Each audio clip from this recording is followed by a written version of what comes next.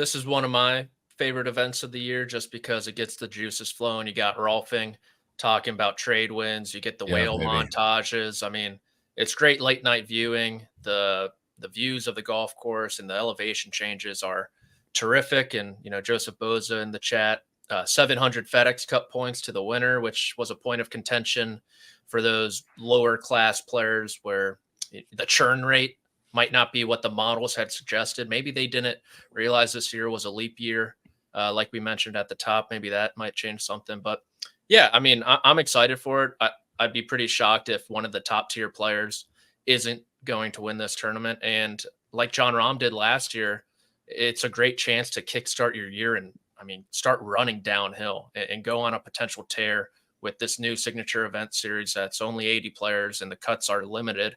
I mean, we could see someone like a Scotty Scheffler or someone like a Victor Hovland just rattle off, 3 wins in the first 3 months, kind of how Jon Rahm did before he won the Masters. So I know it's kind of laid back there in Maui, but I'm sure some guys are really up for the test this week. I've got kind of an opposite view of Patrick, Rick, in that, and I said this last week, but I have felt more bummed out about Kapalua this year than before because I think that Rahm's absence is really meaningful. And I know not everybody feels that way because people have varying opinions on Rahm and pretty hot takes on Live and the tour, everything that goes along with that. But there's a real gravity to tournaments that Rahm participates in, wherever they are, whether it's on the European Tour or Live, PGA Tour, majors, whatever. Because he's, I think, a generational player. I think it's him and Rory. And if you want to throw DJ in there, DJ's a little older than Rory, who's a little older than Rahm. But I think those are your 3 guys from the last 10 years who are generationally great, depending on how you feel about Spieth and JT.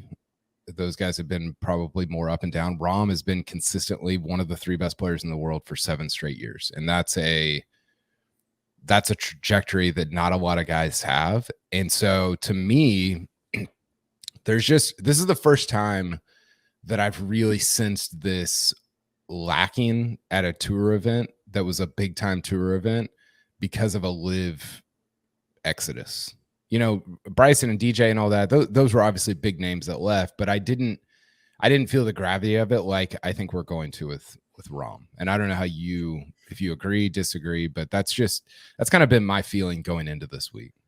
I think that for me personally, I like to look at the field that is put in front of me and try to find who is going to separate themselves from everyone else.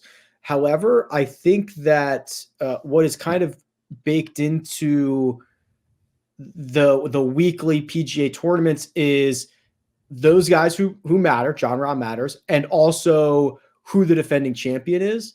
And we are going to be reminded of Jon Rahm's absence here, Riviera. What else am I missing? American Express. Was there one more? Or was that it? He went on a tear early last year. But we're going to be reminded of Masters. Well, I guess he'll be there though. Yeah.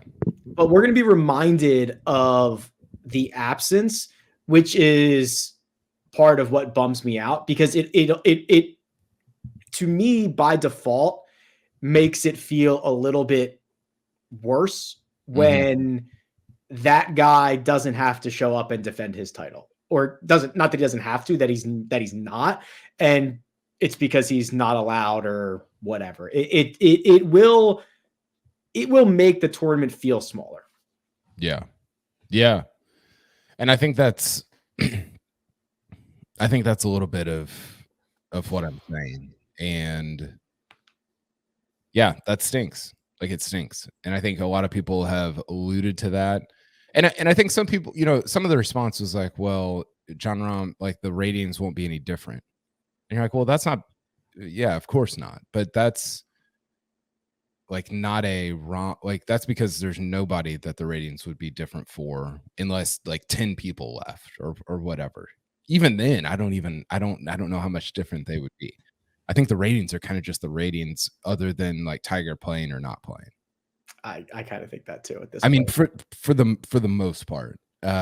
We'll see. I mean, we'll see in 2024 whether that changes, but it's not about the ratings. It's not about whether Rahm moves the needle. Like I don't disagree with any of that. I'm just saying personally, like the gravity of Rahm as the defending champ, as arguably the best player in the world, not just right now, but over the last 7 years, not being there is like, oh, like that's like a just kind of taking the air out of the balloon for me a little bit. How do you think, Patrick, the signature events are selected? Are selected? Mm-hmm. Oh, kind of like behind the door handshake situation. You scratch my back, I scratch your back. Hey, AT&T, because you've been a good sponsor for however long, and you promised to re-up at Pebble Beach for the next 20 years. We'll float you a signature event type of deal. Yeah, probably. Well, and I think, what was it originally? They said if you hadn't played, never mind. I was thinking about something completely off topic. Like when you hadn't played in You had to play one new event every 4 years or something like that.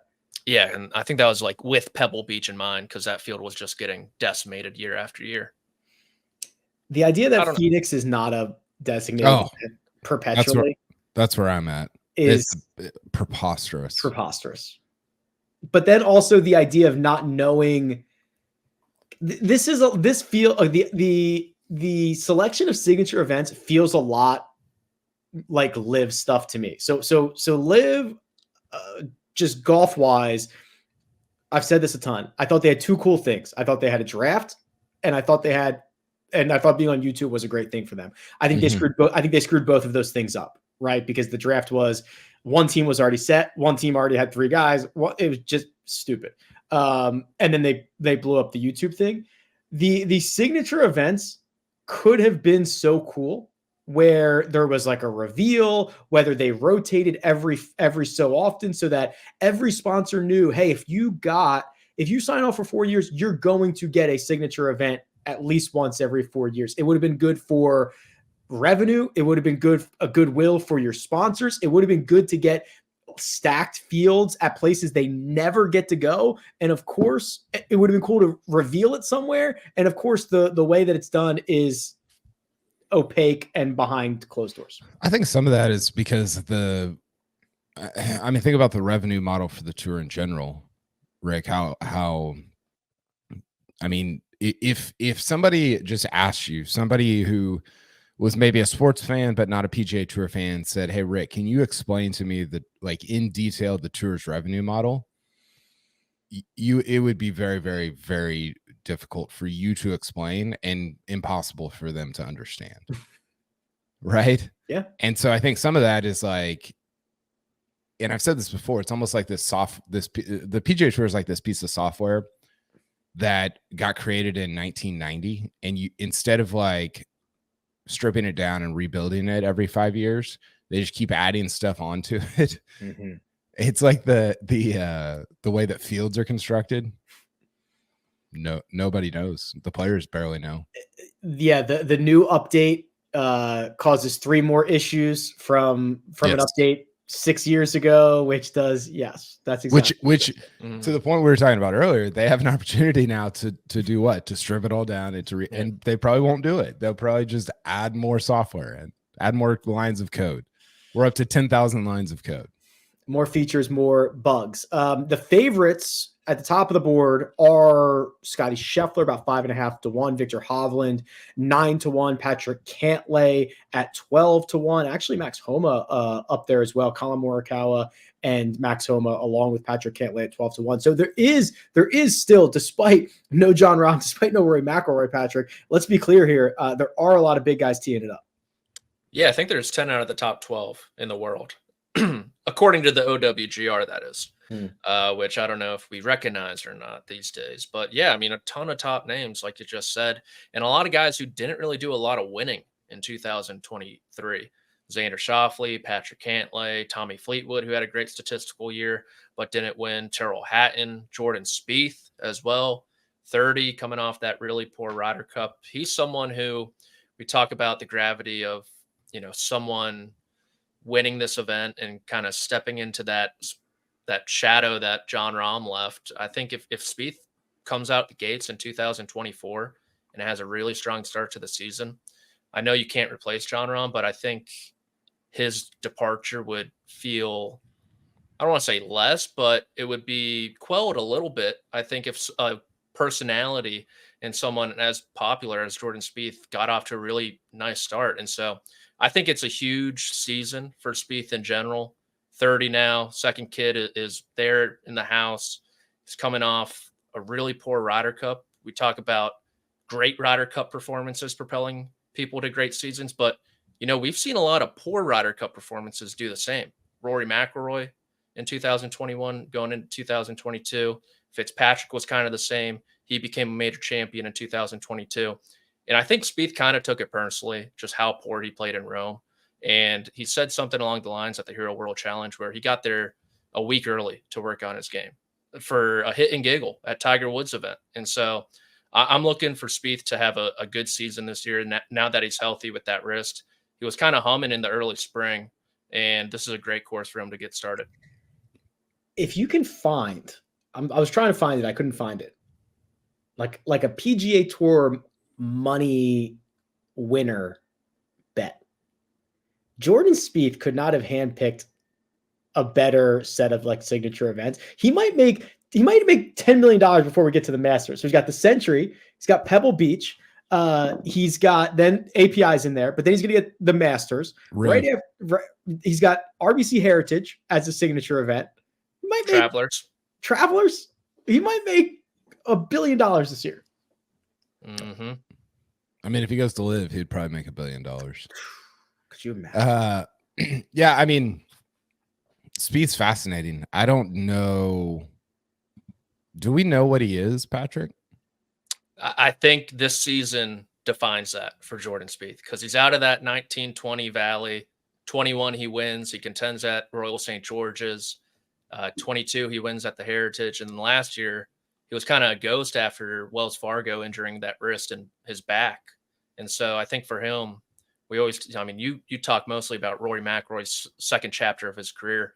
I think Spieth this season could define that chapter for him. If he's just another guy or if he's someone who's going to contend in major championships, contend for a couple titles each year, or just, pick off a win every, few seasons or whatever it may be. But I have high hopes for him this year. I do. I think one thing that's going to be interesting, Rick, and you've probably thought more about this than I have, is just this idea it's certainly a different era of guys swinging really hard and chasing speed and all this stuff. How are guys going to be able to stay healthy for 20 straight years?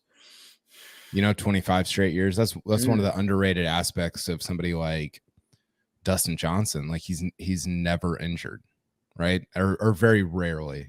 And you get some guys that are injured all the time. And I think that, I don't know that Spieth is necessarily one of those, but he's had some things that have popped up that you're like, man, you not only do you have to kind of duct tape the game together, but you got to keep your body together too as you start getting into your mid 30s. So I think that's going to be I don't know that that's necessarily a Spieth subplot, but I think it's an interesting subplot for a lot of those guys like JT, Spieth, Rory, obviously Koepka. That's been a big issue. Even Bryson and some other guys like that. That is interesting. That's why Ludwig is going to dominate, because he's got the perfect swing. He doesn't put out too much effort, and he hits the ball a mile. He's just going to be the best for the next 25 years.